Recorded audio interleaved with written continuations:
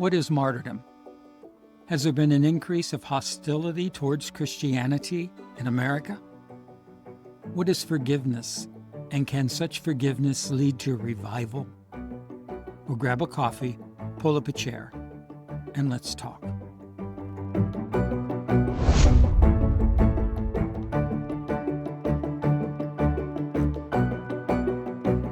Most of us, sadly, saw live streamed on social media the assassination of Charlie Kirk. Now, hatred and persecution have been with us for a very, very long time. And I think anyone who lives for Christ will face some form of persecution. I've had people tell me that Christians should lose their rights. I've been mocked. I've been made fun of. I've been threatened. I've been told that we should re-educate Christians in re-education camps. I've faced many insults and threats, but I've never seen an individual martyred until Charlie Kirk. Well, what does martyrdom mean? The word martyria, which is where we get the word martyr, literally meant a witness or one who gave testimony.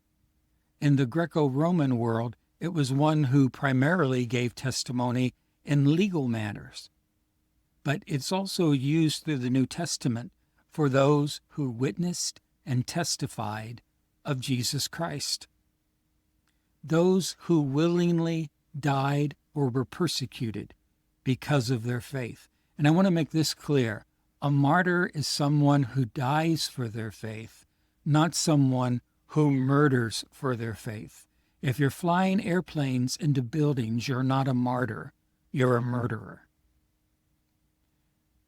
I have convictions because I'm a Christian. I believe in the death, the burial, and the resurrection of Jesus Christ. But because I am a Christian and I believe the Bible, there are certain things that the Bible teaches that I also believe. I believe in the sanctity of life, so I'm pro-life. I believe that marriage, as defined by Jesus, is between a man and a woman. I believe that God created male and female, two genders. But all three of those, if you say them, even though they're biblical convictions, are looked upon in today's world as hate speech, and they're not. It's simply a matter of what the Scriptures teach and believing it. Often throughout history, there have been those who were martyred not only because of their faith, but because their faith led them to speak out against authorities. For example, John the Baptist was beheaded because he spoke out against the Jewish king, Herod, and because Herod had taken his brother's, Philip's, wife to be his wife. And that was forbidden under the Jewish law as long as Philip was alive. John preached against it, and consequently he was beheaded. James preached the word that his brother had been resurrected. He preached and taught the resurrection of Christ. He saw the resurrected Jesus. But he also spoke against the Sanhedrin. And Josephus tells us that James was martyred because of politics and because of his faith. The same happened to Stephen in the New Testament. He preached Christ to the Jewish mob, and they threatened him.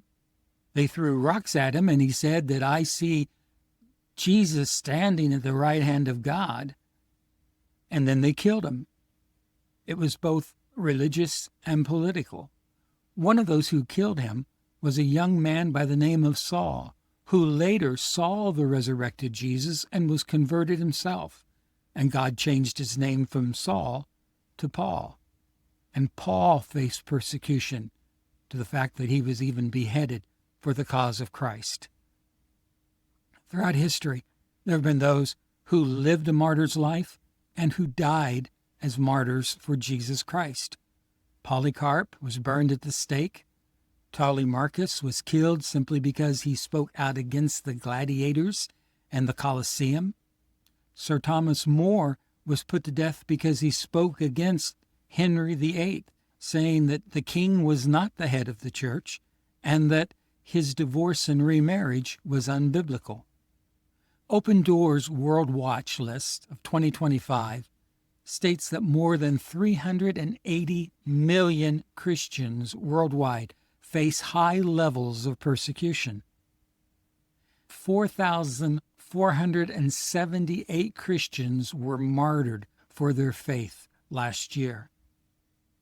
We've seen thousands of churches attacked, believers killed, and in the United States, hostility has been rising since 2018. Look at this graphic. This information comes from the Family Research Council, the U.S. Conference of Catholic Bishops, and major news reporting outlets. They've shown that since 2018 till today, there has been a 730% increase of violence against churches and Christians. And make no mistake, Charlie Kirk was killed for witnessing for the truth. And right after he was killed, there were people who went online celebrating his death. This was like the modern Colosseums, people rejoicing because a Christian was killed. Now, how should we respond? Well, Christians don't retaliate. We forgive. Peter came to Jesus one day and he asked, "How many times should I forgive my brother a day if he trespasses against me? 7 times?" He thought that was pretty good. But Jesus said not 7 times, but 70 times 7. In other words, he was simply saying you had an unlimited amount of times each day you are to forgive someone. He taught us this in the Lord's Prayer. Forgive us our debts, forgive us our trespasses, as we forgive those who trespass against us. A week and a half after Charlie Kirk was murdered, his wife and widow stood before a group of 60,000 individuals and millions watching on social media and television and said of the one who killed Charlie, "I forgive him." That's what Christians are to do. She went on to say that she had to forgive because Jesus taught us that we forgive our enemies. When on the cross, Jesus said, "Father, forgive them, for they know not what they do." Martyrs throughout history have prayed for those who are executing them. Now, will this lead to revival? It may. Church Father Tertullian once said that the blood of the martyrs is the seed of the church. He went on to show that as individuals were martyred, more and more became Christians.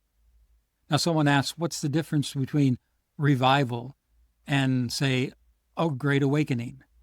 Well, a revival is local and personal. It's an individual turning from their sin and coming close to God, or coming to know God, coming to know Christ. An awakening is national, it's cultural, and it lasts for generations. But we also, as Christians, need to be ready that we might suffer for Christ. Martyrdom is a reality today. We expect opposition, but don't fear. Jesus said to take up your cross and follow him. We are to be living sacrifices. Paul wrote in Romans, "I beseech you therefore, brethren, by the mercies of God, that you present yourselves a living sacrifice, holy and acceptable unto God, which is your reasonable service." In that sense, Erica Kirk is a living martyr. She's given herself as a living sacrifice. It's our responsibility as a Christian to live for Christ and, if need be, to die for him. The Bible says, "For me to live is Christ and to die is gain." Someone once accused me of weaponizing Scripture. Now, I don't agree with what they were saying, but I do agree that Scripture is a weapon. The Bible tells us to put on the whole armor of God, and every piece of that armor is for defensive purposes, except for one, and that is the sword of the Spirit. That's an offensive weapon. That's the Word of God. In the book of Hebrews, we're told that the Word of God is alive and powerful and sharper than any two-edged sword, and that Word divides asunder soul and spirit, but it also heals. Just like a surgeon's scalpel, it can cut, but it can cut out what is bad and evil and wicked. So, martyrdom may occur and increase in this world, but we're to do exactly what Erica Kirk reminded us of, and what Jesus taught, and what the martyrs throughout history have done. We witness, we forgive, and we love our enemies. We don't fight physically. We fight a spiritual battle through prayer and through proclaiming the truth. So revival may come, but that's God's work. In the meantime, we are to be faithful and to wait on Christ and to be proclaiming the truth of God, to bear witness, to forgive, and to live faithfully. In the book of Revelation, chapter 12, verse 11, it says about those martyrs that they overcame the world by the blood of the Lamb and the testimony of Jesus Christ. My friends, we have overcome if you know Jesus Christ as your Savior. If you haven't trusted Him, I would encourage you to pray and ask the Lord to forgive you of your sins, to put your trust in the one who died for you, forgave you, was buried, rose again, and lives today. Thank you for watching. God bless.